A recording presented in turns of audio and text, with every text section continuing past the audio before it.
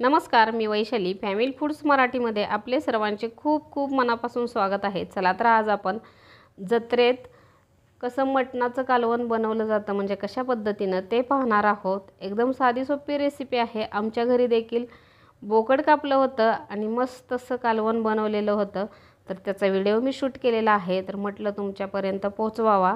तर तुम्ही पाहू शकताय मस्त असं तर्री असलेलं जत्रेतलं कालवण तयार झालेलं आहे। चला तर व्हिडिओला सुरुवात करूयात। साधारण 15 किलो बोकडाचं मटण आहे, त्याला चवीनुसार मीठ आणि हळद लावून घेतलेली आहे। मस्त अशी मिक्स करून घेतली। पहा चूल देखील पेटलेली आहे। चुलीवरती पातेलं गरम करण्यासाठी ठेवायचं। पातेलं मस्त असं गरम झाल्यानंतर अर्धा किलो तेल ॲड करायचं। तेल व्यवस्थित असं गरम होऊ द्यायचं। तेल छान गरम झाल्यानंतर चरबी ॲड करायची आहे। अशा पद्धतीनं तेलकट पांढरी चरबी असते पहा।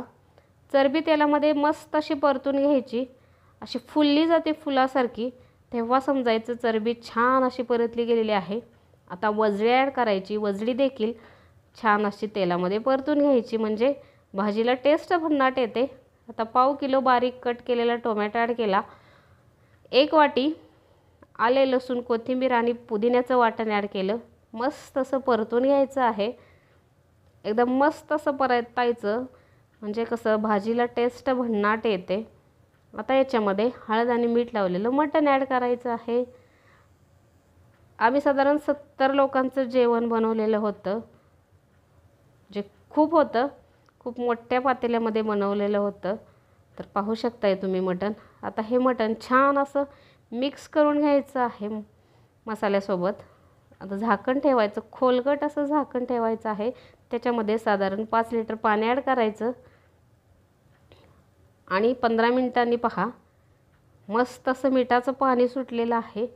आता मटण छान असं हलवून घ्यायचं आहे आणि वरती पाणी ठेवल्यामुळे काय होतं, त्या पातेल्याला घाम येतो आणि मटण जे आहे ते पातेल्याला चिकटत नाही, मस्त असं शिजलं जातं।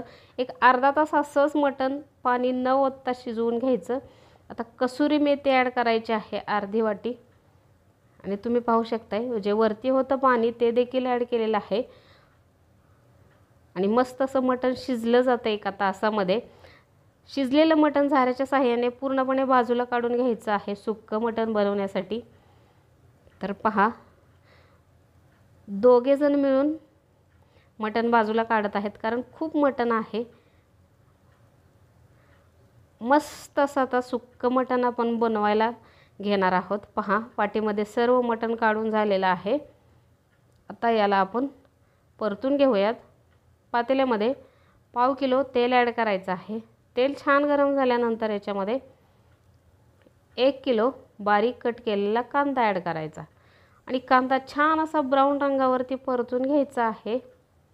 कांदा व्यवस्थित परतला गेला म्हणजे मटणाला टेस्ट भन्नाट येते आणि उन्हाळा दिवस असून देखील दिवसभर मटण छान असं टिकलं जातं, अजिबात खराब होत नाही। आता 1 वाटी भाजलेल्या खोबऱ्याचं वाटण ॲड करायचं। 1 वाटी आले लसूण कोथिंबीर आणि पुदिन्याचं वाटण ॲड करायचं आहे। मस्त असं परतून घ्यायचं आहे सर्व। धनेपूड ॲड करायची। गरम मसाला ॲड करायचा आहे। कांदा लसूण मसाला ॲड करायचा। लाल तिखट ॲड करायचा आहे। अजून थोडासा कांदा लसूण मसाला ॲड केला, जरा कमी वाटला म्हणून। आता घरगुती काळा मसाला ॲड करायचा, मटण मसाला ॲड करायचा। मस्त असे हे सर्व मसाले परतून घ्यायचे आहेत। मसाले करपू नयेत म्हणून थोडंसं जे आपण शिजवून घेतलेलं मटणातला जो रस्सा होता तो ॲड करायचा, म्हणजे मस्त असा मसाला परतला जातो, करपत नाही। मसाला छान परतून झाल्यानंतर आता आपण जे शिजवून घेतलं होतं मटण ते ॲड करायचं। आता हे मटण छान असं मसाल्यासोबत परतून घ्यायचं आहे। एकट्याला हलवणं शक्य नाही, त्यामुळे दोघांनी झाऱ्याने हलवायला सुरुवात केलेली आहे। परतून झालेल्या मटणाला छान अशी कोथिंबीर भुरभुरून घेतली। कोथिंबीर आता छान अशी मिक्स करून घ्यायची आहे, एकदम मस्त। पहा भन्नाट असं सुक्कं मटण तयार झालेलं आहे। खरंच खूपच छान टेस्ट झालेली आहे। आता आपण रस्सा बनवून घ्यायचा आहे। पाव किलो तेल ॲड केलं, भाजलेल्या खोबऱ्याचं वाटण ॲड करायचं, वाटण व्यवस्थित असं परतून घ्यायचं आहे। आता याच्यामध्ये वाटण परतून झाल्यानंतर आले लसूण कोथिंबीर आणि पुदिन्याचं वाटण ॲड करायचं, ते देखील परतून घ्यायचं। भाजलेल्या कांद्याचं वाटण ॲड करायचं, मस्त असं परतून घ्यायचं। कसुरी मेथी ॲड करायची आहे। मसाले छान असे परतून घ्यायचे आहेत। आता धनेपूड ॲड करायची, गरम मसाला ॲड करायचा, लाल तिखट ॲड करायचं आहे, कांदा लसूण मसाला देखील ॲड करायचा आणि मटण मसाला देखील ॲड करायचा आहे। आणि आपलं घरगुती काळं तिखट असतं ते देखील ॲड करायचं। काळं तिखट तुमच्या आवडीनुसार तुम्ही कमी जास्त करू शकता। आता भाजलेल्या तिळाचा कूट करून घेतला होता तो ॲड केला। भाजीला टेस्ट छान येण्यासाठी म्हणा किंवा जास्त लोकांचं जेवण बनवायचं होतं त्याच्यामुळे भाजीला घट्टपणा येण्यासाठी भाजलेल्या तिळाचा कूट ॲड केलेला आहे। आता थोडंसं जे मटण शिजवून घेतलेलं होतं ते पाणी होतं, ते साधारण अर्धा लिटर पाणी ॲड करायचं, मसाला छान परतला जाण्यासाठी, करपू नये म्हणून। पाहू शकताय मस्त असा मसाला परतून घेतलेला आहे। आता याच्यामध्ये शिजवून घेतलेलं जे पाणी होतं मटणातलं म्हणजे रस्सा तो ॲड करायचा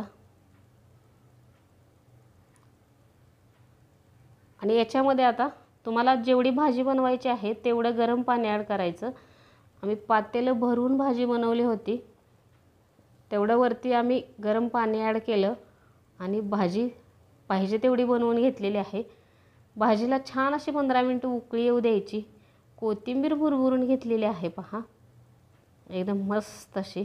तुम्ही कट तर पाहू शकताय आणि खरंच टेस्ट तर खूप भन्नाट झाली होती, एकदम छान।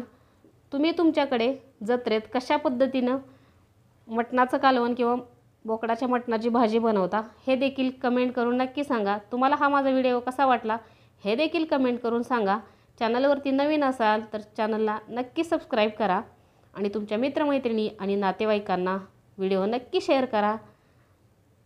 पुन्हा भेटूयात अशाच मस्त अशा चमचमीत रेसिपीसोबत। चला तर मस्त अशी भाजी फस्त करूयात।